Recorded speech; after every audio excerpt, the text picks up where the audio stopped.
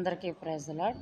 ఈరోజు దేవుని వాక్యము యెషయా గ్రంథము 59వ అధ్యాయము మొదటి వచనం చూసినట్లయితే దేవుని వాక్యం సెలవిస్తుంది, రక్షింపనేరకయుండినట్లు ఆయన హస్తము కురచకాలేదు.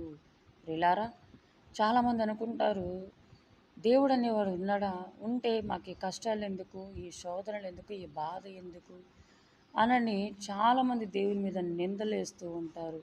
ప్రియులారా, దేవుని కలిగిన వారే, దేవుని గురించి తెలిసిన వారే ఆయనను ఆ విధంగా ప్రశ్నలు వేస్తుంటారు. కానీ ఇక్కడ దేవుడు సెలవిస్తున్నాడు, ఆయన రక్షింపకుండా ఉండడానికి ఆయనకు హస్తం కుర్చకాలేదు, కానీ నీకు ఆయనకు మధ్య నీవు చేసిన పాపములు మధ్య అడ్డుగోడలాగున్నాయి.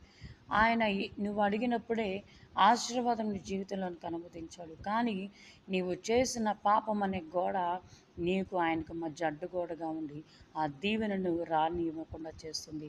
ఎప్పుడైతే వాటిని